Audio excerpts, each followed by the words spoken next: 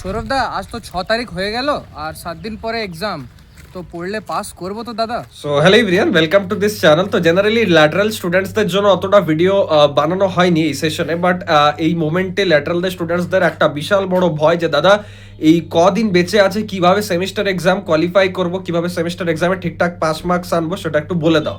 এবার সব থেকে ফার্স্ট ব্যাপার যেটা আমি অ্যালার্ট করতে চাই, যারা যারা ডিপ্লোমা স্টুডেন্ট মানে যারা ল্যাটারাল দিয়ে পর এসছো বিটেকে, সেটা যে কোনো কলেজই হোক, আমি ধরে নিলাম ম্যাকাউটের আন্ডারে, তার জন্যই তোমাদের 13 তারিখ থেকে এক্সাম।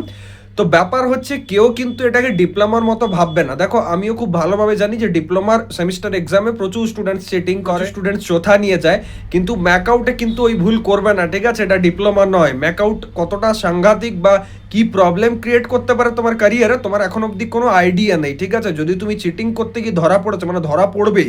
প্রতিটা রুমে সিসিটিভি থাকে, কন্ট্রোল করা হয় কন্ট্রোল রুম থেকে, আলাদা করে এক্সটার্নাল গার্ড আছে ম্যাকআউট ইউনিভার্সিটির তরফ থেকে, প্লাস প্রতিটা টিচারকে না ভালো মতো আর কি ইনস্ট্রাকশন দেওয়া থাকে যে যেন কেউ এরকম ধরনের কিছু মার্সি না করে।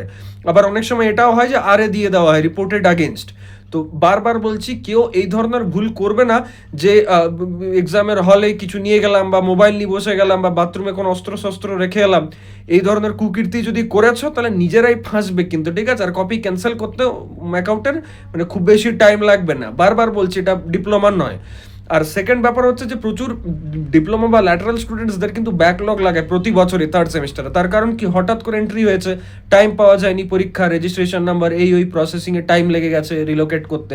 তো আমি এটাই বলবো, যে কদিন টাইম আছে না, চেষ্টা এটা করো যে যে যে জায়গাগুলো ইম্পর্টেন্ট সেগুলোকে মুখস্থ করার, আর ওভারঅল সিলেবাসে সব কিছু রিভিশন করার। যদি তোমার কাছে নিজস্ব কন্টেন্ট আছে বা অর্গানাইজার কিছু জায়গা থেকে পড়ছো, তোমার মোটামুটি হয়ে গেছে ক্লিয়ার, তাহলে ঠিক আছে, টেনশনের কোনো কারণ নেই। বাট এখন অবধি যদি আন্ডার কনফিডেন্ট, এখন অবধি কিছু প্রিপারেশন হয়নি, তাহলে আমার যে অ্যাপ আছে Sourav Chakraborty play store app, সেখান থেকে কন্টেন্ট নিয়ে পর তুমি কিন্তু পড়ো, ওখানে সব কিছু এ টু জেড আছে।